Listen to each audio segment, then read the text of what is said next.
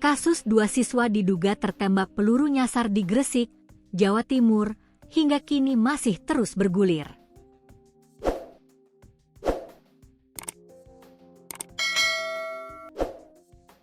Identitas korbannya masing-masing bernama Darel Fausta Hamdani, 14, dan Renhert Oktohananya, siswa SMPN 33 Gresik.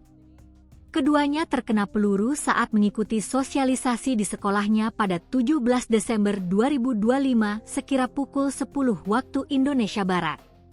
Akibat kejadian ini, keduanya harus menjalani operasi. Darel terkena peluru di bagian tangan sementara Renhert di bagian punggung. Kasus pada akhirnya menjadi viral karena ibu dari Darel yang berprofesi sebagai pengajar, Dewi Murniati, mengaku mendapatkan intimidasi. Sebetulnya sejak Januari 2026, sudah ada 2 proses mediasi antara Dewi Murniati dengan pihak TNI AL.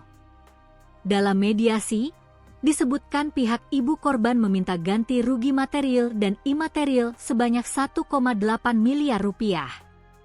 Komandan Resimen Bantuan Tempur 2 Marinir, Ahmad Fauzi, membenarkan tuntunan dari Dewi Murniati.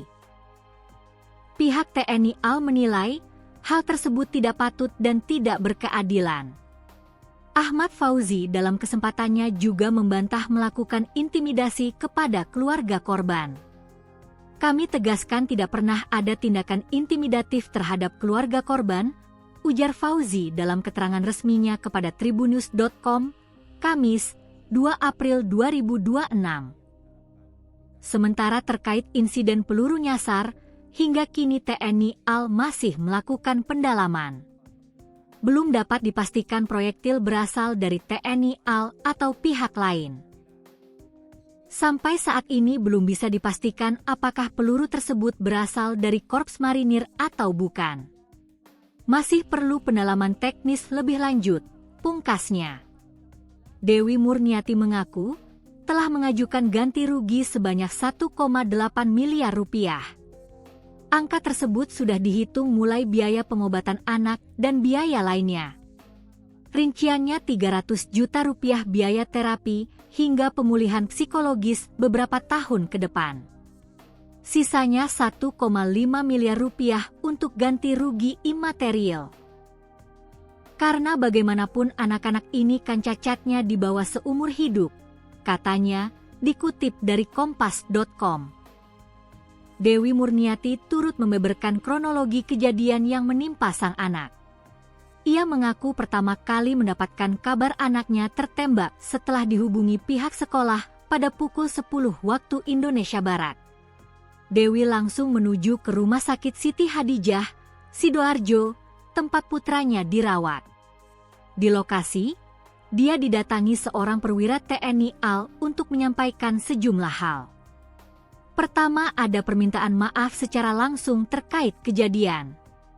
Beliau menyampaikan yang pertama adalah permohonan maaf.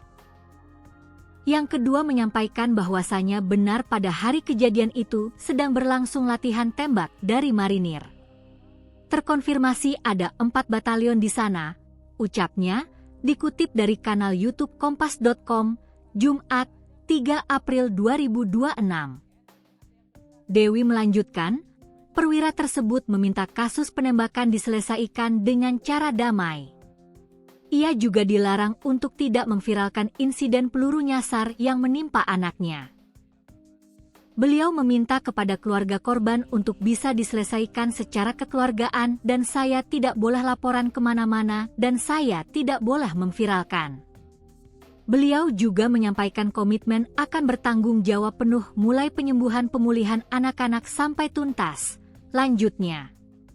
Dewi dalam kesempatannya menerima permohonan maaf dari pihak TNI AL, namun untuk proses hukum akan dibahas setelah kondisi korban membaik. Permasalahan mulai muncul saat korban hendak dioperasi. Dewi dituding mengambil kesempatan dalam kesempitan karena memilih kamar perawatan yang bagus. Ia kemudian mendapatkan protes dari seorang oknum TNI. Beliau memperkenalkan dirinya sebagai orang kesatuan karena memang pakai baju loreng pada saat itu. Beliau menyampaikan yang intinya adalah seolah-olah saya ini memanfaatkan kesatuan dengan mengambil kamar tipe VIP B. Di situ saya jelaskan bahwasanya saya mengambil tipe itu menyesuaikan kemampuan dan kenyamanan saya, kata Dewi. Perdebatan tersebut membuat jadwal operasi anak Dewi mundur beberapa jam. Ada beberapa jam yang membuat anak saya ini tidak segera ditangani. Padahal kondisinya saat itu emergency, tambah Dewi.